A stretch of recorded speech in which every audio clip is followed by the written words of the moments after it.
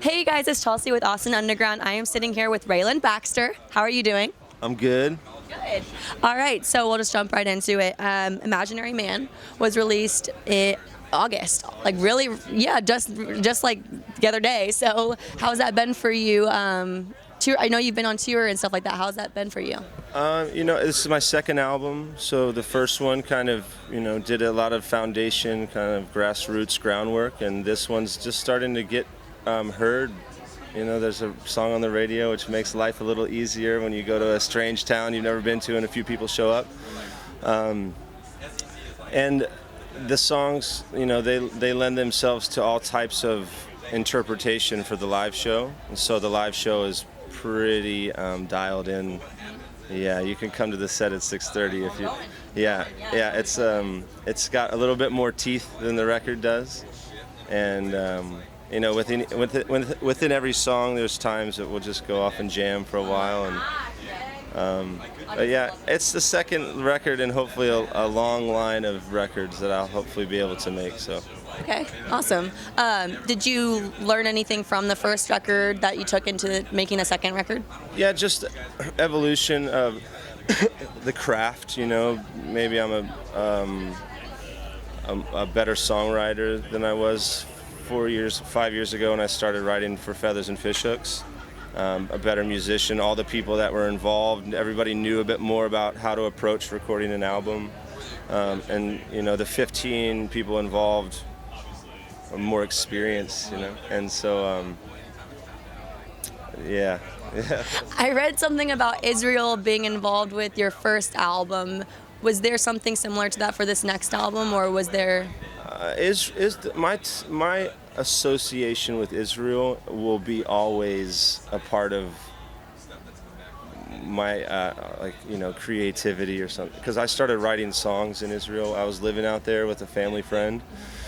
And that's where, that was my college. So, say you graduate from college with a degree in whatever. I went there and I studied in his backyard, in his garage, songwriters for a half of a year.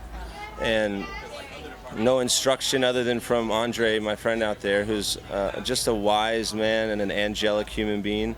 So his impact and the desert's impact will exist in every album from here on out.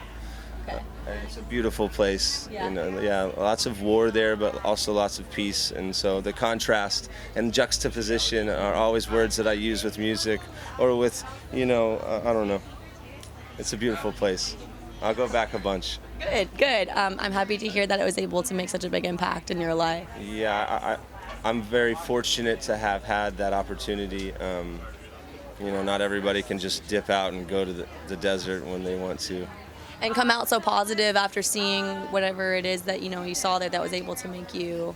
Yeah, all the history of our earth, that lots of stories were written in that land. So it's nice to drive by where David and Goliath supposedly fought, or where Jesus walked. So yeah. Awesome. Well, you are still on tour, right? Yeah, we're in the first week of this is a 7-week tour, and the first week we're doing our own shows, and then on Tuesday we meet up with Grace Potter in Pittsburgh and do a whole month opening up for her. So yeah. How has it been so far for you? Everything's great. This is what I should be doing with my life, and so I have no complaints.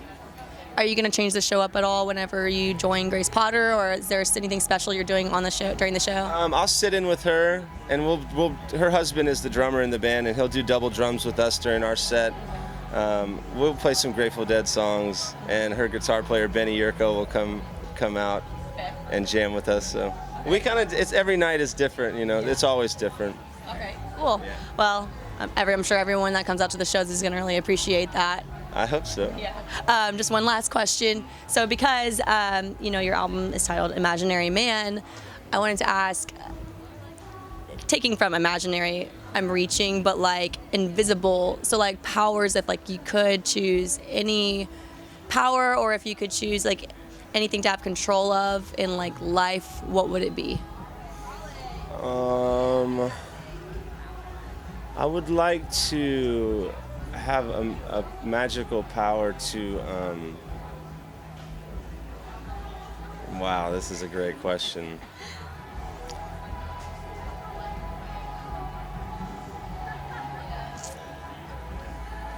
A water faucet from my finger, so whenever I'm thirsty, I could just go like, yeah. Can you turn it off? Sure, yeah. Yeah, you would activate it with your mind, you know? Yeah, but what if you were like really sad or something and then it just like started leaking and like you couldn't fix it? Well, if I got to pick my magical power, then there would be no leaking. Okay. Yeah. All right, yeah, you're right. Yeah. Probably. All right. Well, it was really nice to meet you, and I'm excited to see your show later. We're excited to play. All right.